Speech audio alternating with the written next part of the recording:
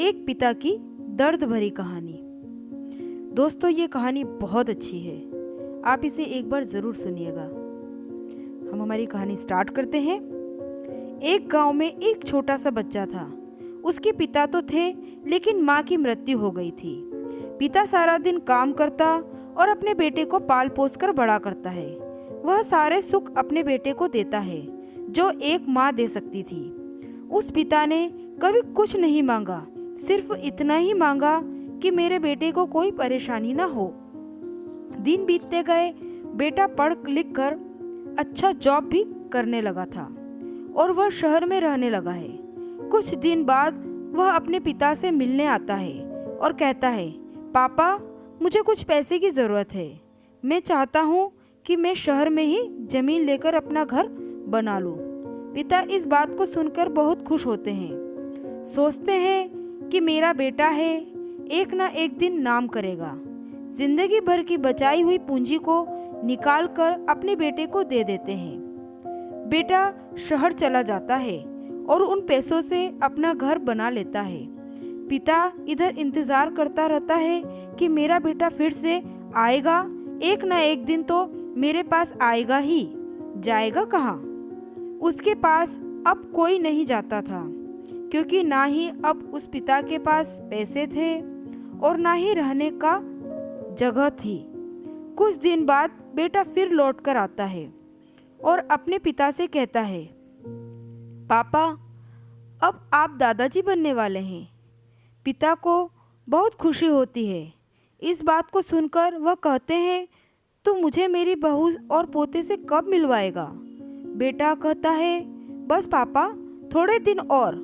पापा, मुझे कुछ पैसों की ज़रूरत है, क्योंकि आजकल थोड़ा जॉब में खींच बीच हो रहा है, जिसके कारण से मुझे कुछ दिन के लिए सस्पेंड कर दिया गया है।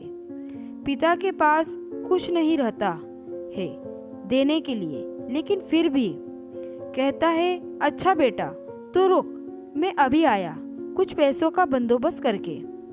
पिता बाद में महाजन से कुछ पैसे उधार लेकर अपने बेटे को दे देता है और बेटा पैसे लेकर शहर चला जाता है।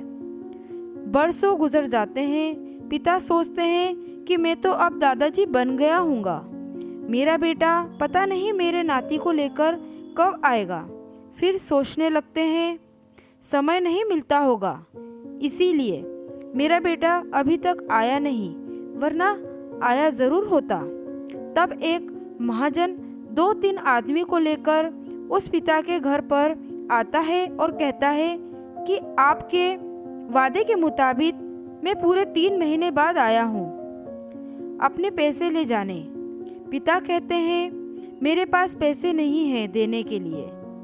महाजन कहता है, जब पैसे देने नहीं थे तो आपने मुझसे उधार लिए ही क्यों? तभी पिता कहते हैं, ठीक है, रुको, मैं तुम्हारे लिए पैसे का बंदोबस्त करके आता हूँ। और वहाँ के नज़दीकी अस्पताल में चले जाते हैं। वहाँ जाकर अपना ब्लड डोनेट करते हैं और अपनी एक किडनी बेच देते हैं और उस महाजन का कर्ज छुटा कर देते हैं। किडनी बेचने के बाद उनकी स्थिति और भी खराब हो जाती है और वह उस राह में जी रहे होते हैं कि मेरा बेटा एक दिन ज़रूर आएगा। इस आस में जीते जीते एक दिन पिता की मृत्यु हो जाती है, परंतु उस बेटे को अपने पिता को आग देना भी नसीब नहीं हुआ। दोस्तों, एक पिता की दर्द भरी कहानी। हिंदी कहानी को पढ़ने के लिए धन्यवाद। आपको यह कहानी कैसी लगी, नीचे कमेंट करके हमें ज़रूर बताइएगा। अगर आपको यह कहानी पसंद आई हो तो अपने दोस्तों के साथ ज़रूर शेयर करें और ऐसी ही प्यारी कहानी सुनने के लिए हमारे चैनल को लाइक और सब्सक्राइब ज़रूर करें। धन्यवाद।